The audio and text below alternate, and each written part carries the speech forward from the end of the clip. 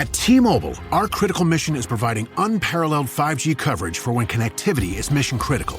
Introducing T-Priority, America's best 5G network experience for first responders, even in times of congestion. More capacity, faster speeds, better coverage. T-Priority from T-Mobile, built for tomorrow's emergencies, ready today. Discover more at t-priority.com. For qualifying organizations on eligible rate plans, coverage not available in some areas and may be impacted by emergencies.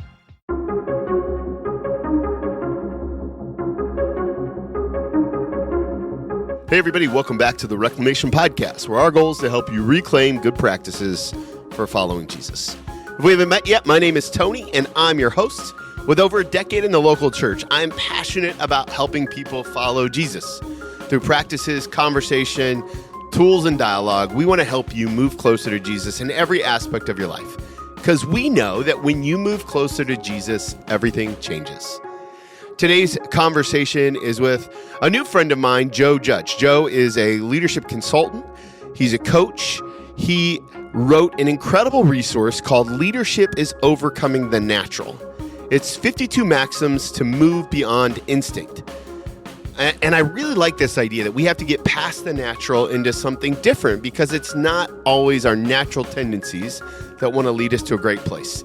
This is a phenomenal book to put in a leader's hand around January 1, so that way they could do one maxim a week. It's super digestible that way. I think you're really going to enjoy this conversation. Joe has got a great heart. So if this conversation's impactful for you, let us know. We'd love for you to share the episode, tell somebody else about this important resource. You can also follow me on Instagram at TWMelt. Tag me on there as you share it. It's super appreciative of everyone who does that. It makes such a huge difference getting the word out about what God is doing on this platform. Now, without any further ado, here's my conversation with Joe Judge. Hey, everybody. Welcome back to the podcast. I'm excited today to have author, CEO, and coach Joe Judge with us today. Joe, thank you so much for being on the podcast. Oh, thank you, Tony. I'm excited to be here with you today. Well, I want to jump into your latest resource, Leadership is Overcoming the Natural. But before I do that, I kind of like to get kind of a big picture sense of who people are. So one of the questions that I love to ask starting off is, how would you describe the calling that God has placed on your life? That is a great question. So I think the calling, if I were to describe my calling in life, it is an evolving calling. I grew up in a Christian home, Christian family, went to church. Grew up with a pastor that I just loved. He was just an incredible man. And he had kids the age of me and my siblings, and so our families were fairly close. But he just had a really wonderful way of making the Bible come alive. And his name is David Lukey, and still alive, living up in Virginia, from what I understand. And I was just very touched by him on many occasions. And then at the last minute, I went away to a Lutheran college. I was a blue-collar kid. I thought I'd either work in a restaurant or a gas station. I met my wife in college, and one summer, just to be closer to her, I worked in a Christian camp. And I had no other agenda, but I wanted to be able to see her once a week. It was in Western New York, and she lived in Western New York, and I lived in Maryland. And so it just it gave me a better chance to see her every week on a day off. And it was at that camp that I just really felt I think God's touch on my life in a way I hadn't felt it before. And I got back to college that year right outside New York City at a Lutheran college. And a pastor called up from Connecticut, and lo and behold, I had some of his kids in camp that summer. And he said, "I want you to be a youth director." And I said, "I don't know how to be a youth director." And he said, "I'll teach you how to be a youth director." And his name's Paul Critch. And Paul was another just wonderful man that had been touched by God. And next thing you know, I'm in seminary, and I'm in the Lutheran Church, and I'm serving congregations. And while I was doing that, I got involved in leadership development. The church had partnered with Center for Creative Leadership to try to figure out how to help clergy get better. And I think the biggest thing when I went to Center for Creative Leadership for the first session was realizing how much I had to learn, and Wow. and it was overwhelming. And so I began a journey to get better, honestly, and to learn all of these things. And I've been blessed to have all these role models around me in the church, that just people who I could look at them and go, they know something I need to know, right? It's like they see things I need to see, and I just need to get better at what I'm doing and how I get through life. And went through some health issues, and then made a transition. I was in a church in Arizona, and just made a transition. And I feel like my whole life, what God has called me to do is just work with people.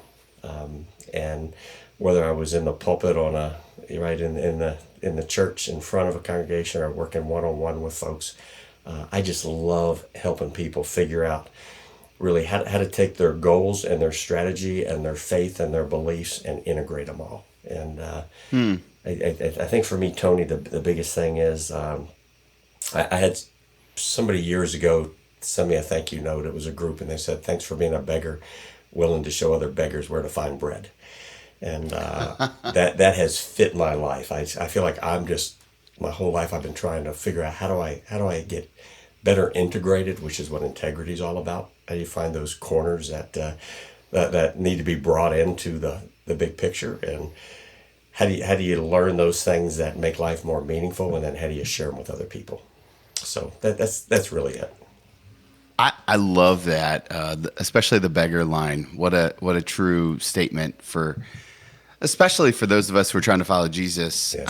One of the things I hear in your story is at various points you've made some really big moves. I have. Whether that's from the East Coast to Arizona, or from the church world to the secular world. How do you discern God's voice in the midst of those kind of big moves? So I think there's a part of life that is hard, and it's a good hard. Right? When you're going through grief with somebody who's dying, that's a good hard to go through, right? It's like you know you're in the right hard. It's tough. It's heart-wrenching. It's painful, but you're at the right place. I think there's also times in life where you're going through something that's hard, but you know it's not the right hard, if that makes sense. And you just know that it's just not where you're supposed to be right now, and that's what makes it hard. And so I think God makes that spot I think obvious over a period of time. I think through prayer, reflection, self-awareness, whatever it might be. And I think for me, the key spots for transition is, where do I just not fit anymore? Right? Where does it just feel like I just don't fit, for not for reasons of not wanting to, or not for reasons of arrogance or selfishness, but you just feel like you just don't fit there anymore. And it's kind of where the Bible talks about, you kind of dust the dirt off your shoes and you move to the next place. And I don't know, I've always looked at life as something we live in chapters. And I think we need to pay attention to where a chapter is ending so the new chapter can begin, if that makes sense. Perfect sense. As I hear you talk about this, I'm thinking about moments from my own life. And one of the things I'm curious about is, you've probably heard that old adage that the grass is always greener on the other side, or kind of the flip side to that is the grass is greener where you water it. How do you know kind of if the hard that you're in is a hard, if you don't fit, right? So you're saying that I don't fit anymore. Maybe you've got that feeling. How do you know when it's time to buckle down and make it fit, right? Like shift the current setting you're in, or do you just leave completely? Yeah, so transitions are not quick, right? Transitions true. are not great, quick. yeah. And I think I literally made the transition from the pulpit to the office, so to speak, as working with folks in the business world. That transition took me 10 years. Wow. Yeah, I mean, it was not one of these things that you wake up and go, okay, I don't like this anymore, I'm going to do something different. It was, right, you start to spend a little bit of time figuring out, what do I need to learn? What do I need to do? How do I test the waters? How do I practice? How do I get the right kind of mentors and role models? How am I listening to enough people so that the message that God is putting out there is validated? I think sometimes it's too easy to say, this is what God's saying, right? And we don't validate it. And I think it takes time, and it's messy. And I think that's why I've spent my life in transitions, whether it was, I worked in churches with transitions where they were either building new or they were trying to get out of a mess that they were in and go into a new chapter of life. And with companies I love, transition's just messy. And I love playing in the messy space. There's probably somebody listening right now who's in the middle of the transition and it feels like you're reading their mail, right? What's one thing that you recommend if someone's in the middle of a messy transition and feels like they're barely keeping their head above water? What's a simple step? Maybe it's one of the maxims from the book, but kind of how do we survive in the midst of a season that feels like it's drowning us? Got it. That's a great question. So there's 100 right answers to every question first, right? So I'd never believe I have the right answer. I have answers that I've learned work, right? But there's 100 other options out there, it's always a little bit tricky. When we're going through a transition, I think the most important thing to keep in mind is that there's 3 natural ways to go through transition. And the first way is we revert back. And the painful part of that is that's why there's been so many stories of people in just really bad situations, and they try to leave and they go back to the bad situation because there's comfort in the known rather than the unknown. And human nature is to revert back and to constantly go back. The problem is where you left doesn't exist anymore. It's changed, right? And so you can't. And so there's a fallacy in trying to go back. But a lot of people really do. The status quo is all about reverting back. Another natural way that people go through transitions, they go off the rails, right? They just throw their values and their morals and their beliefs and everything else, and they just go the heck with it. They just go off the rails. The healthy way to go through a transition, one of the healthy ways, is you create a picture of what is it you really feel you're moving towards. You have to have some idea. It's now, the truth is it's never going to be what you think it is, but there has to be something that moves you forward, right? You've got to have a sense of what it could be. And then it's figuring out what values are essential to your life and how do you walk towards those values every day in a way that keeps them aligned as you're looking for that new beginning, that new picture. Now, where chaos is so painful and scary, it can also be exciting because God created out of chaos. Right? And we often see chaos as a negative, but chaos is a sign of something new on the other side. It's, do you have the faith? Do you have the courage? Do you have the belief? Do you have the willpower to walk towards that other side, to get through that chaos? And it always leads to a new beginning. It's just usually not exactly what we think it'll be, but there's always a new beginning on the other side of that.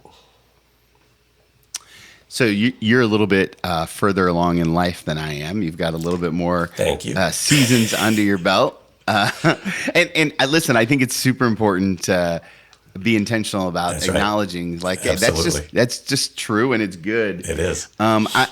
You mentioned something in that answer that I want to drill down on a little bit. It's what values do you hold? So in light of this kind of transition talk and the different seasons that you've been in life, how often have you shifted your personal values? Do you shift your personal values? And do you have okay, it's January, it's time to reassess my values kind of practice, or is there a normal practice or rhythm that you put into that? So values are a great topic that we could spend hours on because it's a topic that is described so many various ways, right? And has so many different understandings to it. I believe that as our life changes, our values have the opportunity to change. And that what is really important at times is to take stock of where you are, what's working, and what's not working for you anymore. So I'll give you an example. I have a really strong value around independence. I was raised to be independent, right? And I think it has served me well. As a pastor, there's a sense of truly being independent. At times, you lead a congregation, you're part of the congregation, but in some aspects you're not part of the congregation, right? They see Sure, you yeah. differently.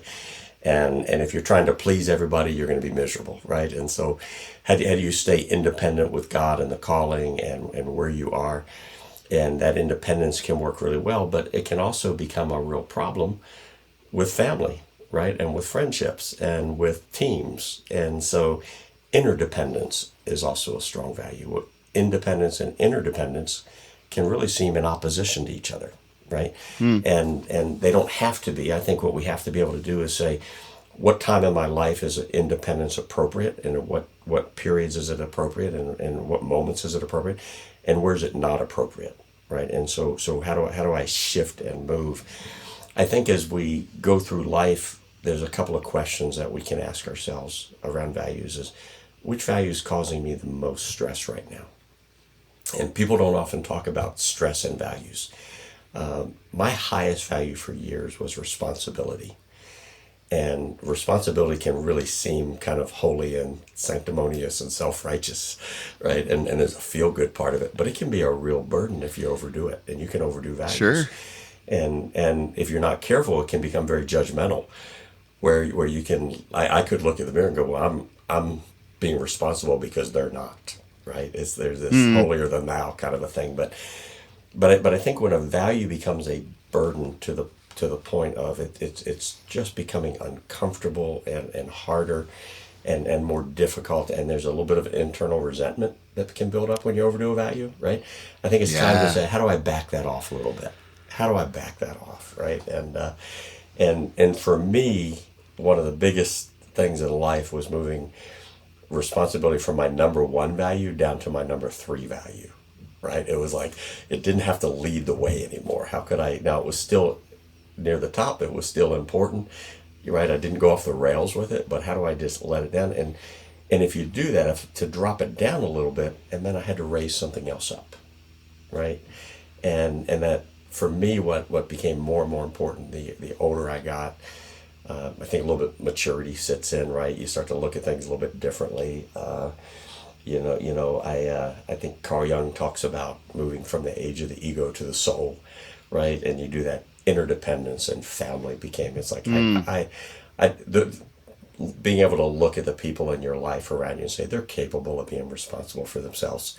I don't need to take on something for them anymore, right? It's the fear kind of gets put aside. And so I think there are times where you look and say, what's a burden? And then the other time is when you look at it and say, if I added a value that would really add joy and pleasure to my life, what would that be?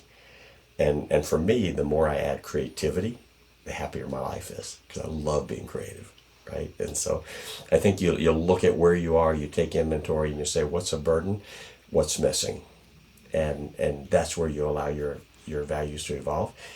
As a side note, it's really important for parents, I think, who are raising especially teenagers and young adults, to realize your kids' values will change as well.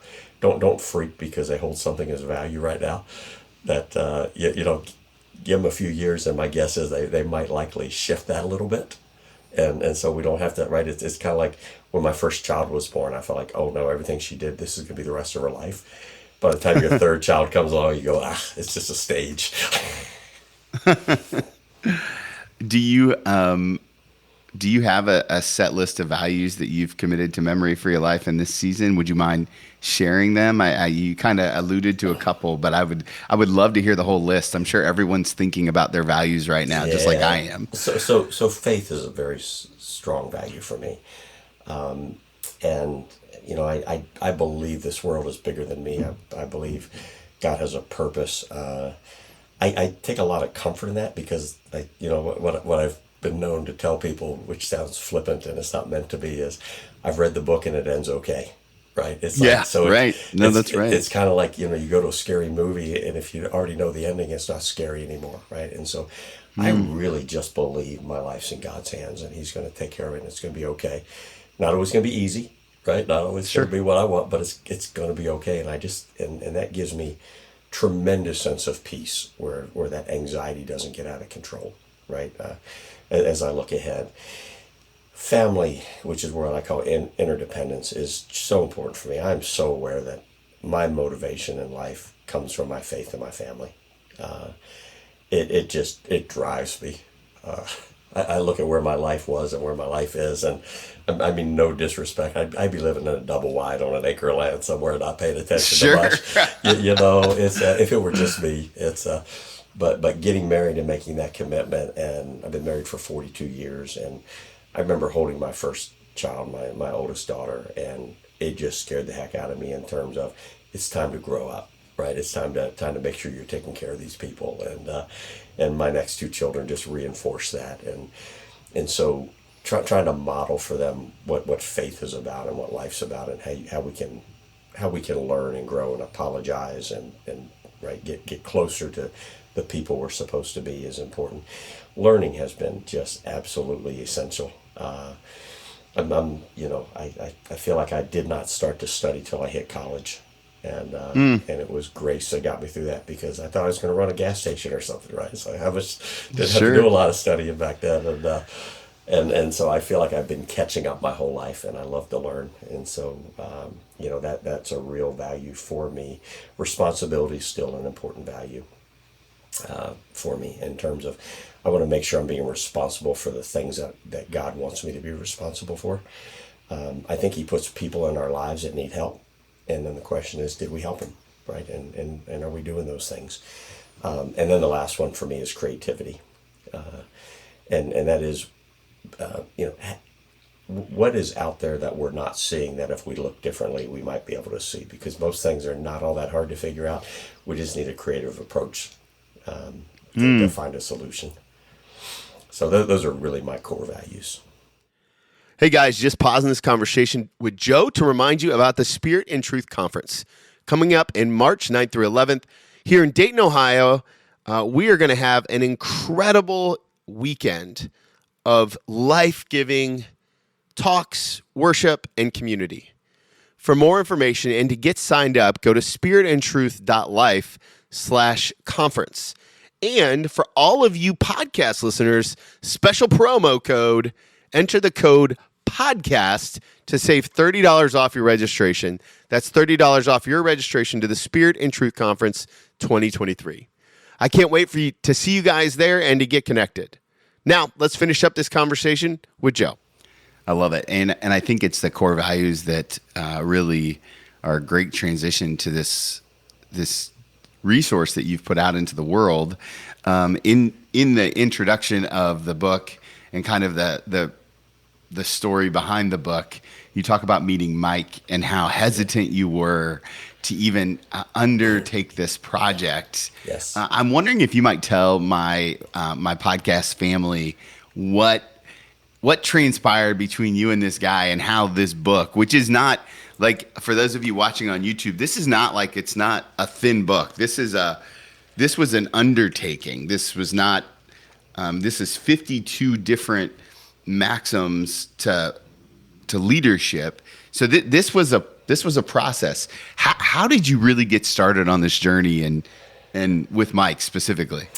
So to go back, there's a part of, I think, being a pastor in a church and speaking in front of people that's touching and humbling at the same time, but you take it for what it is, where people come up and say, "Oh, you should write something. You should write this down," right? And you've heard that in your life, right? People say you say something and go, and for me, it was always this sense of, I think God spoke to them, and they might have heard something that I might not even have said, and so I just never took that seriously, right? It's like, yeah. And then I started doing consulting, and I'd work with groups, and they go, "You ought to write this down." I'd be like, boy, my insecurity was this. So I was like, "No, thank you, but no, thank you." And then over the years, I had a couple of people who said, "Let's write a book together." And I was like, and what happened is I'd get busy, like life gets, and I wouldn't put the time in it, because I was scared. And so I'd let them down. And so I'd be like, I am not ever going to, right? This is done. I'm not going to even think about this. And I met Mike out in San Diego. I was speaking to a group, and he was part of the group. And he came up afterwards and said, "You need to write a book." He said, "You ought to have a book." And I said, "Thanks, but no." Right? It's like, he heard something. I didn't even necessarily say it. Mm-hmm. And he was very persistent, and he emailed a few times. And at one point we got on a call, and I said, like what? Right? I mean, like, he said, "You ought to write." I was like what? And he had taken notes, which in and of itself was humbling, that somebody would actually write something down that you said. And he went through many of what the maxims are. And he said, you said all of these things. And he said, there's probably more behind them to unpack for people because you make them sound easy. And come to find out, Mike is a genius, the co-author on the book. I mean, he is, and I don't use that word lightly. He Sure. has 4 or 5 graduate degrees. I mean, he is a student. So he went to an Ivy League school. He went to Dartmouth in New Hampshire. He got out. He was a journalist for a newspaper. Then he wakes up and decides to become a medical doctor. Right? Why not? Right. Why not? And, but he loves to write, and he's a medical doctor. He was a chief medical officer. I think he has 2 masters in social work degrees. He has an MBA from business. I mean, he has right. Where do you find a doctor that has an MD, an MBA, 2 MSs? Right? It's like, and the guy's memory is just amazing. And I think what we shared in common is we both love to read, but he retains it. Right, I don't retain it all. I learn and I get little snippets, but his memory, and so he just made a promise. He said, "I'll get you through it."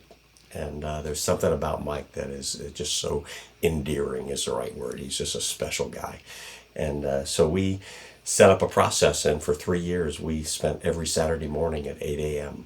On a call, and we'd pick the topic, and I'd think through the topic all week. And then we'd get on a call at 8 o'clock on Saturday morning, and I would talk and he would type, and then he would adjust and change, and we'd talk it over, right? And so it took us 3 years to get through that, and then it took us a year to get through the editing process. But I'm so aware that I would not have done this without Mike's help and insight, and he added a lot of richness to it along the way, which was really special. But it took God putting somebody like Mike in my life, or this would not have happened. Yeah, I love those kind of catalyst people in our lives. I think they're crucial, and when you find them, you got to hold on to them. One of the premises of the book that I really wanted to, kind of the underlying thesis is this idea that leadership is not natural. Right. Leadership is a process, and it's something that is kind of developed, and the maxims are kind of how you could develop as a leader is kind of the way I'm interpreting everything, and correct me if I'm wrong, but how did you come to that conclusion? Because so often I feel like we hear, oh, he's a natural born leader, or she's a natural born leader, and kind of what you're saying is like our natural position is not leadership. Can you kind of expound on that idea? So I can. So I think it's just a filter I've looked at life through, to be honest. And so I take people back to the beginning. There was a garden, and there was a man and a woman in the garden, and everything was perfect and wonderful and whole and holy and right and euphoric, and they had everything in the world they could possibly want. Right? No, nothing was. There was no negative in their world, and then all of a sudden this voice comes in. And the voice comes in and says, right, but you could know more, right? Yeah. You could know more, which really, and this struck me during COVID, where I was able to solidify this in my mind.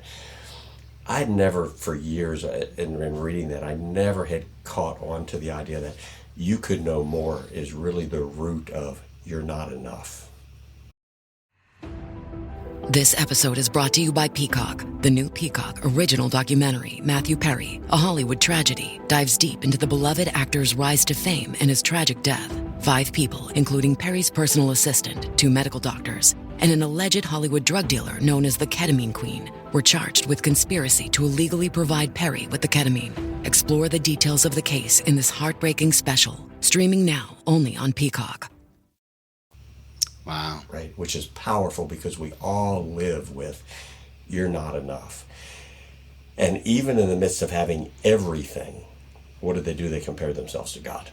And they said, oh, I could have more. I'm not enough, right? I'm inadequate, even in perfection. And there's something tragic to that, but that's the essence of human nature to me. That's the essence. That's where it all just hits the fan right there. And so what happened? They grabbed it, and now they got thrown out of the garden. And now this perfect world they were not in anymore. They were not allowed in it, right? They were put out. Swords of flames were put at the gate. There were guards. They were like, you're never going back in there. The powerful insight for me is we're all born this side of the garden. Yeah. All of us, right? We're all. And so what we tend to do is we tend to look at other people and see their flaws, but we don't see our own, right? Now, what does it mean to be born on this side of the garden? It means perfection does not exist in our world. It's a fallacy. And so to all the perfectionists out there, I feel your pain, but it's not going to happen, right? It's not going to be perfect, this world, right? It's just not going to be. What we don't understand with that is that the nature we were designed to have was changed in that fall. And so our nature is no longer perfect. And so it is flawed. Our instincts are not trustworthy as they should be, right? And people talk about, I trust my instincts. Well, sometimes you're right, but sometimes you're not right, right? And so it's Right. and so, in the church we talk about natural man, right?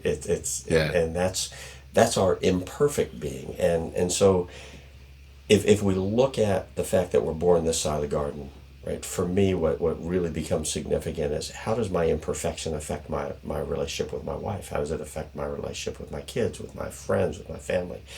But also, as you walk into a leadership role, understand that you're coming in there with an imperfect filter in place, right? And that your instincts and your natural reactions to things are not the ones that we were designed to have in the first place.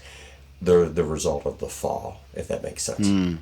And so, where I have seen leaders, and I feel like all I've done my whole life is work with people, and the same people in the church were leading companies, right? It's all the same stuff. It's all intermixed. But it was really focused on watching just natural behavior play out, and understanding that, wait a minute, that natural behavior just doesn't work. It's not what we want from a leader.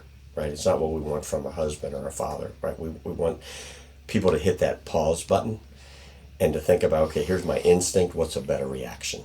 And so that's really where overcoming the natural. I've seen so much pain and heartbreak over people following their natural reaction, and we take it for granted that it's good, when maybe we ought to revisit and go, maybe there's a better one. Yeah, so I come from a Wesleyan theological background, and the holiness movement that's a part of our tradition is, one of my mentors, to use a term that you use in the book, one of the people in my cabinet, he would say that this is the epistemic consequence of sin, right? That it's the very natural kind of, it's a super churchy word, but what he's really saying is that, hey, everything that's wrong is kind of a result of that kind of being on this side of the garden, as you so eloquently put it. I noticed that most of what the book about is not really about leading a team or leading an office or leading a church, in my case, or a nonprofit. It's really about leading yourself. It is. How much of what you've realized over the years is about, man, if I just need to wrestle with the person in the mirror? 100% is what it is now, right? It's I think it's easy to look out, and I think that's part of the whole problem, right? It's like if Adam and Eve on the right side of the garden would have looked inward instead of looking out, they would have stayed on the right side of the garden, right? But they didn't. They looked out, and for me, what I talk about is the reality of the common denominator theory.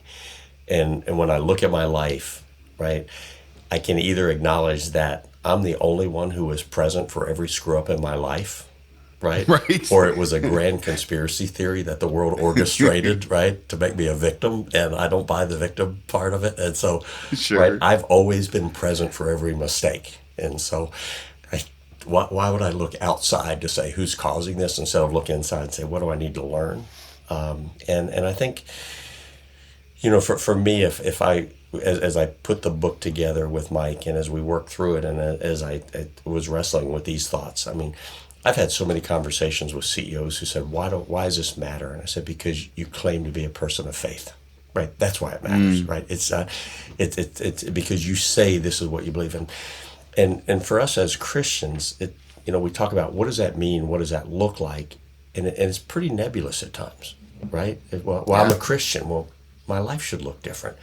And I really think and I don't want to overstate this by any means, but these 52 maxims give you a pretty good idea of what it looks like if we put faith into our lives and say, okay, God deserves better.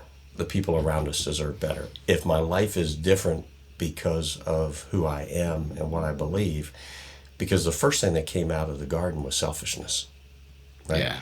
And most of these things are about overcoming that selfishness, that insecurity, that fear, right? That natural instinct of depending on yourself and saying, okay, how do I involve other people in a way that's more respectful, that's more honorable, that's more pleasing, and I think that's what we're supposed to do as people.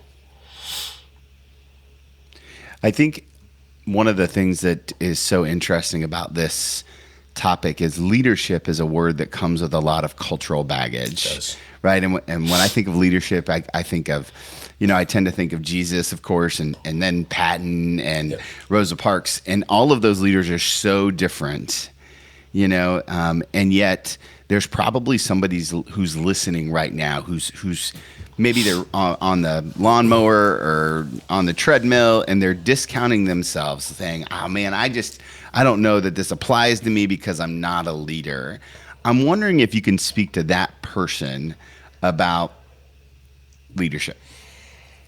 Yeah, so the reality is, if I were to define leadership, which is risky because we say in the beginning of the book you can't, right? Yeah. but I could put a couple of things together around it. For me, an essence of leadership is, are you moving forward and are you bringing people with you? Are you bringing people together as you move forward? And so in a family, right, just to take it at that level, as a person in the family, as you're moving your family forward, are they coming with you because they see it, they understand it, they trust you, they believe you, they understand that this is a logical, intentional step that you're taking? Or are you doing it on your own and leaving them behind? Right? That's not leadership. As we look at our own life, I have this thing that I talk to folks about. It's the 3% principle, and I say every year I think we're supposed to get 3% better. Right? And so what does it mean? Identify the one thing in your life that's tripping you up, and it feels big at times, but it's not always that big. And work on one thing at a time so that we get better. So that as we go through our life, we say we're making some progress right now. And that's really where leadership starts. And as we work on leading our own life, as we work on leading our family and our friends, I think what happens is that naturally can evolve, where even without us being aware, there's people who are looking at us and paying attention and saying they have something there, right? They're seeing something, and so it's not positional at times as much as it is internal. That's good. As this book begins to kind of leak out into the world and it gets into the hands of more and more people, my podcast family loves to pray, and I'm wondering, what's the prayer that you would associate with this book as it goes out into the world? How can we pray along with you? So I think our world, I'm convinced our world right now is as broken and divided as we've ever seen it, at least in a long time. And looking through history, I mean, it's Civil War was obviously a time like that. I mean, but there's been times where, we've gone through a lot as a society, but we're not a we society right now. We're more of a me society, and there's that self-focused, self-centeredness that we're seeing. Honestly, believe our leaders today, our political leaders, to just be candid, I think they're following the natural, and that's why both parties, right? They're just following the natural, and we see political leaders do things today that we never could imagine our own kids doing, right? It's like we would sit there and we'd sit them down and have a conversation, right? It's like, because it's just ugly and it's nasty, and there's people rallying behind it, and I think the prayer would be that people would stop and think and hit that pause button and go, wait a minute, this isn't leadership, right? This is the opposite, because it's dividing people, not uniting people, and it's not showing us a better way, it's showing us a worse way. And the book doesn't have any answers in it. It just has things to think about, right? Just think about these things, and I guess my prayer today would be that we understand that these things are worth thinking about, and they're worth thinking about in terms of not what other people are doing that we can point fingers at, but what am I doing? And am I starting to model behavior in a way that is more aligned with what God talks about, right? And in honoring God and honoring our neighbor through our behavior. Is it respectful? Is it curious? Is it open in a way that we can engage and listen in conversations that don't have to be right or wrong, but maybe just from a point of growth and understanding? And that's really, my heart breaks for where we're at today, because I wish we'd see leaders who would hit the pause button. Amen. Amen. One of the things I appreciate about the way that you've put together this resource is that it's got space for application and notes, and it's not just I think the intent is so that it's not just a reading book, it's an application book. Right. And 52 maxims, obviously that's one a week if you're brave enough to embark on one a week. And, so I think all that's beautiful.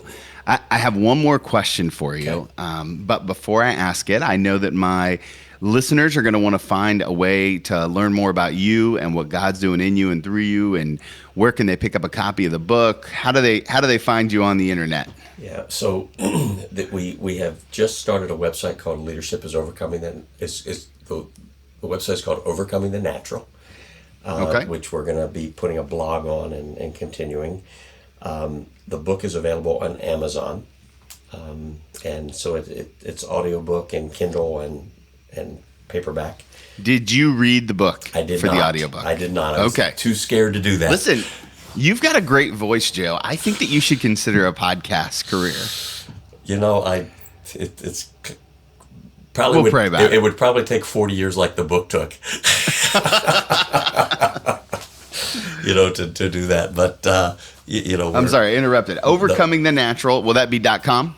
It is, and okay. and it's on Amazon, and we're on Instagram, Overcoming the Natural. We're just trying to figure out. I've never been on social media, and so I know. I looked for you all over social media, and I couldn't find you at all. I just never thought my life was that interesting, to put it out there. And sure. So we're looking at it right now, but the book is available on Amazon, and it's just food for thought for people. Yeah. Amen. Amen. Okay, last question I love to ask people. It's an advice question, and I ask you to go back in time and give yourself one piece of advice, except I get to name the season of life that you're in. Okay. And so I want to take you back to your very first day as a youth director. You just finished the day. You got all the orientation. You've basically been sprayed. Probably feels like you've been sprayed with a fire hose the whole day.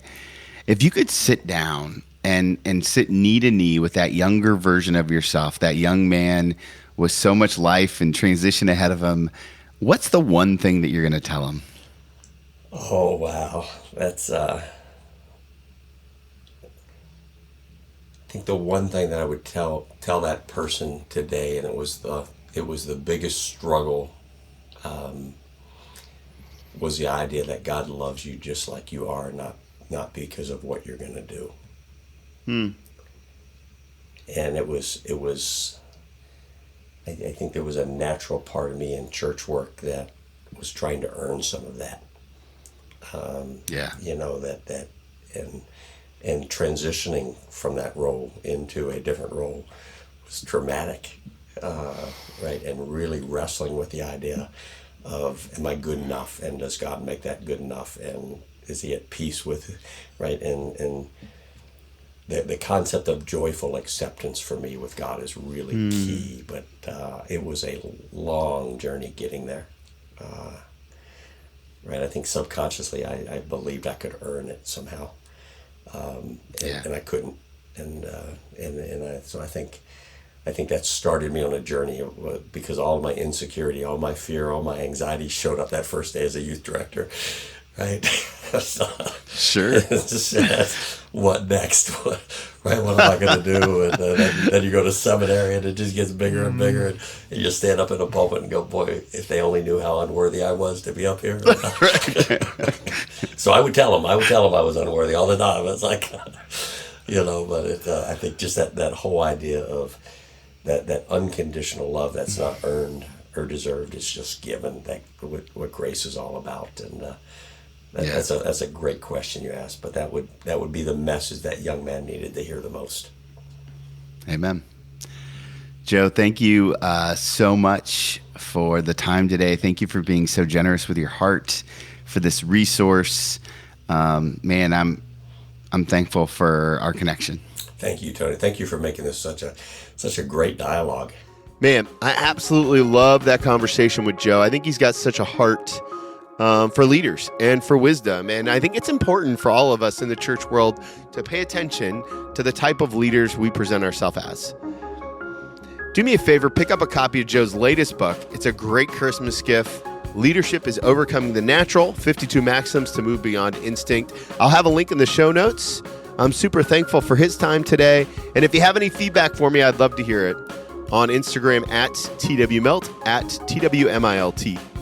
Guys, I'm super thankful that we can continue to build this community together. And if there's anything I can do to help you, let me know. We're in this together. And remember, if you want to follow Jesus, you must be willing to move.